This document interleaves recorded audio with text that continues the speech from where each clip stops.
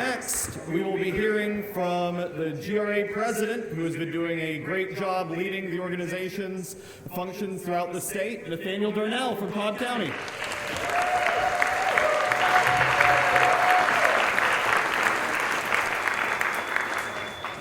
Everyone, yes, Nathaniel Darnell. I'm going to be putting our presentation on the screen over here. As the president of the Georgia Republican Assembly, my role is a little bit different from Alex. Alex is obviously a big picture guy. He's a great visionary. He presides over our meetings. I am tasked with helping you guys get the job done. And over the course of the last year, since I last spoke to you, there's a lot of stuff that y'all have been up to. So we're going to recap real briefly some of the great things that the Georgia Republican Assembly members have been accomplishing over the last year. And for those of you who are new, this will be a great taste of what we do. The very thing that we did after we last met was we organized for the National Republican Convention. And I know many of you were up there in Milwaukee last summer because we had a record number of Georgia Republican Assembly members that went as national delegates to Milwaukee to nominate Donald J. Trump as the presidential nominee for the Republican Party, and J.D. Vance as his running mate. And that's a testament to the growing influence that the GRA has within the Georgia GOP, that we were able to get such a large number of GRA members as national delegates. We had a great time. We also had three of the top appointees to different committees at that national convention who were also GRA members, and had a tremendous influence. We had a lot of other initiatives that we pursued after the convention was over. We also did a lot of work with our election integrity friends. Phil Cersei's here in the room. I know we have a lot of other election integrity advocates that are here with us, that were down at the Capitol at those board meetings, the election board meetings, advocating for reforms, showing our support, putting pressure where it needed to be applied to make sure that we have better election systems moving forward. And I'm grateful to be part of that partnership with our partner organizations. You should see next there some pictures of some of our outreach efforts. We did a lot of door knocking for candidates. We held candidate forums in different communities. Our Etowah chapter did a Trump parade, and we had a lot of y'all come out. We had some of our friends from Northeast Georgia that had the General Flynn host an event up in their neck of the woods. Great camaraderie, great energy going into the general election season. Our GRA board met in September to see how we can improve, to exchange ideas, just regroup and make sure that we're working well together. We had a great interaction with a lot of our chapter leaders, our officers, and other board members, as you can see pictured there. And then we had a great event for the Reagan movie. If you didn't see the Ronald Reagan movie that was produced last year, it was a lot of fun. We had a great social event in Cobb County for that. Also used the opportunity to promote some of our local GOP candidates and get people fired up for the general election season. We have some other ongoing projects that we're developing. We're developing little name badges for our children and our junior GRA members. If you're interested in possibly getting a special name badge for one of your children that you'd like to have, reach out to us and let us know. We'll do a batch order for that. We supported our friends over at Georgia Right to Life with their annual Reach Dinner. We're glad that Georgia Right to Life is here. And we have a lot of other great groups that are here that we consider partner organizations that share our principles and values and are helping us to hold Republican officials accountable. We're grateful for those partnerships. We got to help out with Truth in Education, had a great event, a summit. Rhonda Thomas, if you aren't familiar with Rhonda Thomas Truth in Education, please get to know Truth in Education. They're doing a lot of great work to make people aware of what's going on the education front at the state level. There's been some bad intrusions. There have been some reforms that are not so good. There's some good reforms you need to be aware of, so we can reach out to our legislators and make sure they're aware of how they need to be voting properly. You can see Alex got to speak at the Cherokee County GOP and gave an update on our big Catoosa legal battle, where we're fighting to hold folks accountable and trying to keep rhinos off the ballot, and he explained all of the progress on that. We had a great rally down at the Cobb County School Board to get a lot of bad stuff out of the children's libraries that are corrupting kids. We held some great local events to promote the pro-life cause. And of course, we were rallying for Donald Trump and for J.D. Vance. And praise the Lord, we saw him win. We saw him elected. And not only that, but he survived an assassin's bullet.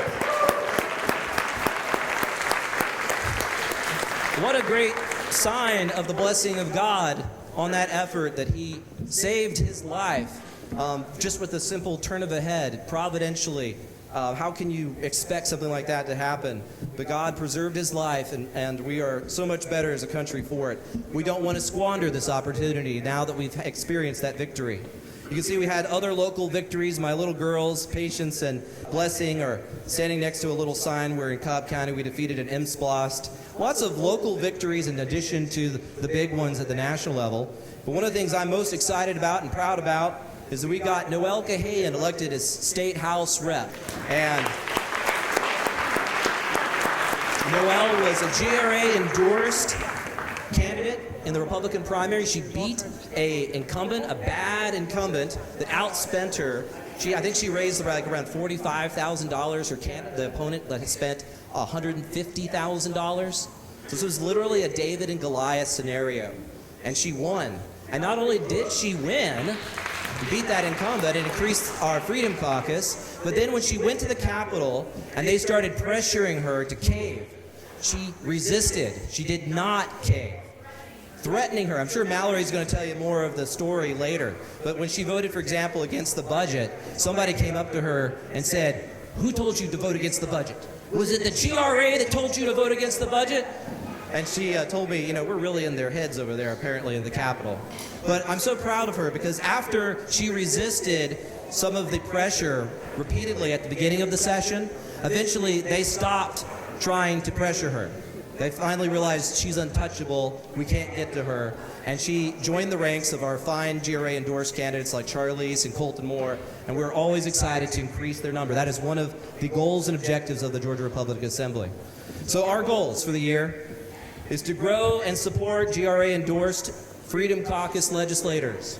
That is one of our main objectives. We want to continue to increase their kind, to advance principles through legislative awareness. And we had a lot of different things we put out in our newsletter this year. At the session, we rallied different groups to go down to the Capitol and promote different causes and different bills and make people aware. I'll show you some highlights on that.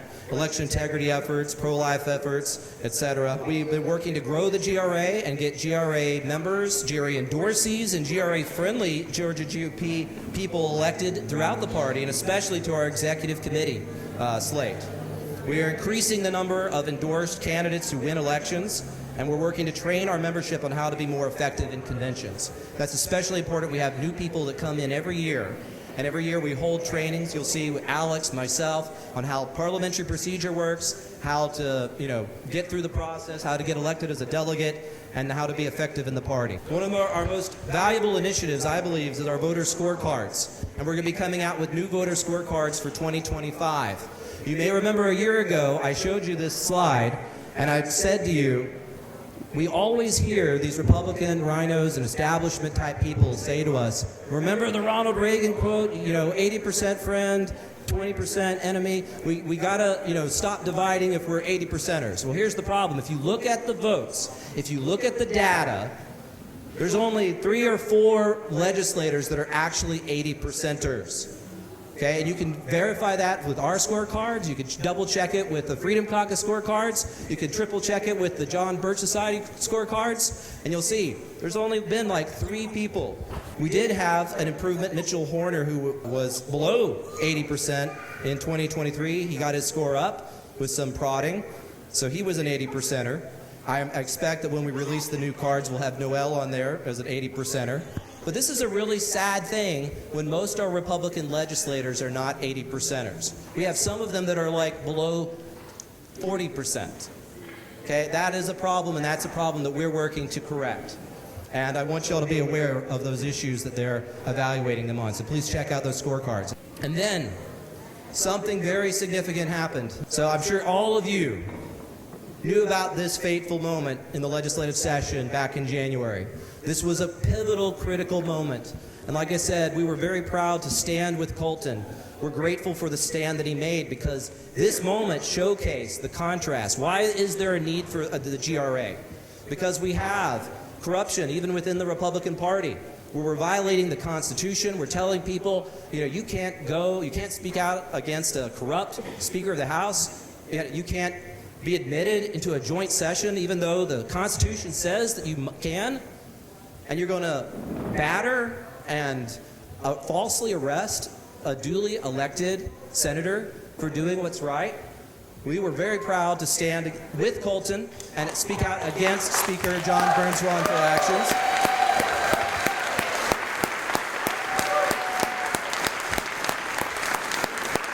And we're going to continue to do so. You know, Colton's taken a lot of heat. He just got married, by the way. We're so happy for him and his new marriage. But he's taken a lot of heat. He's taken a lot of strong stands. But he knows where to take a stand, and he knows when to be quiet and when to be civil. You won't see Colton railing against his opponents. You won't see him going crazy and calling people all kinds of wild accusations. He's very measured when he needs to take a strong stand. And I think we all could benefit from learning from his positive example in different ways. But we're going to continue to stand with him. We also did some great initiatives. This was one of the bills I was very excited about, especially because one of my favorite issues is the pro-life issue. And we had testimony before a hearing of the Criminal Non-Justice Committee.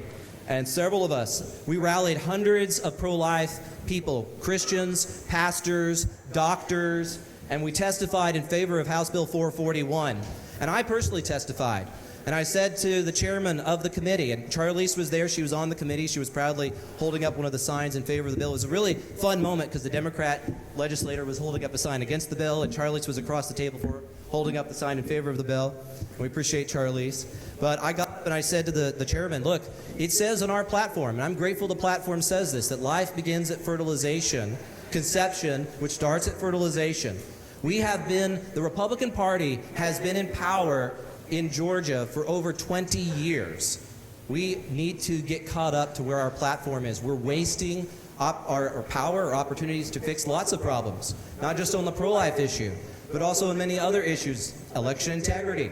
Did you all notice how much corporate welfare was packed in some of those bills that got passed by a Republican majority? We have a bill that was passed that says that big ag can basically get away if they harm their customers. They can get away with it scot-free. These are bills that are not in sync with our platform. And I was very pleased to confront our Republican legislators about that with regard to the pro-life issue. We need to do it with all of the issues that are on our platform and remind them to advance the principles and the power that they've been given in the legislature. One of the successes I'm especially grateful for that you guys helped to make happen, because we organized, we had a regional endorsement convention, we got behind our endorsed candidates, and we elected and re-elected some of our fantastic GRA members and endorsed members. I'm grateful that we re-elected David Oles, who's here with us from the 11th as the district chair.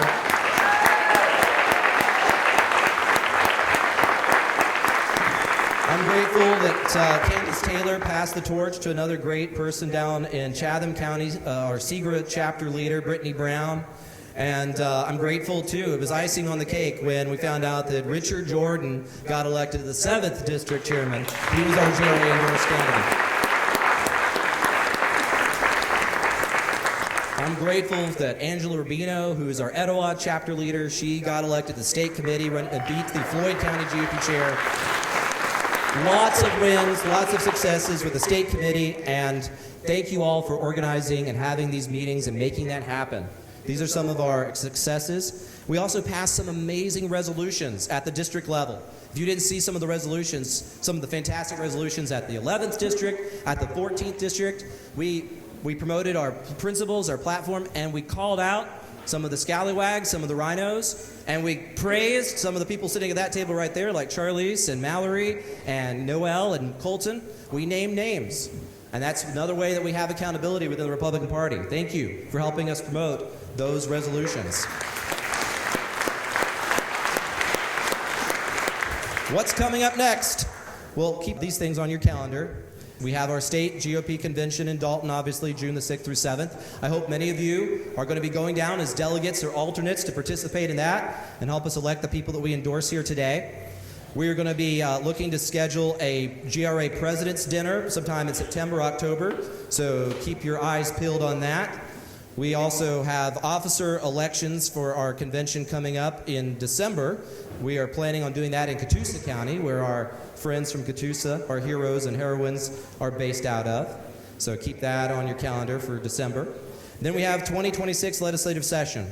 We have some great bills that got stalled in the legislature that are going to continue to hopefully move through the process and get passed into law. And so we're going to try to help continue to build momentum for those good bills and stop some of the bad ones.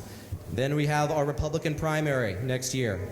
And you all know we have some big races that we have to rally behind. We got a U.S. Senate race. We got the governor's race. We hope that everybody will mobilize. Obviously, we're going to have another endorsement convention. And then we're going to try to rally for our endorsee. And then we're going to rally for whoever wins the nomination and make sure that the Republicans stay in power in the governor's mansion. And that we take back the U.S. Senate from John Ossoff.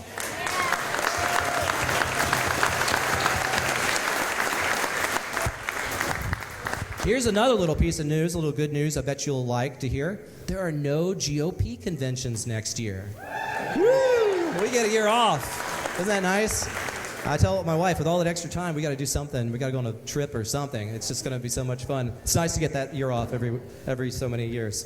So that's kind of our what's coming up next. That is my president's report, ladies and gentlemen. This is a tribute to what you've accomplished. I'm so honored and grateful to work with all of you, principled people. I know we sometimes differ on some things, but I'm glad to look at y'all and know that we are people that prioritize principles over power, principles, morality over popularity. And we want to continue to keep the main thing the main thing. And I hope that as you make your decisions on your endorsements today, that will be your guiding standard, that we are making decisions on who will advance the principles most effectively. Thank you very much, and you have a great rest of your convention.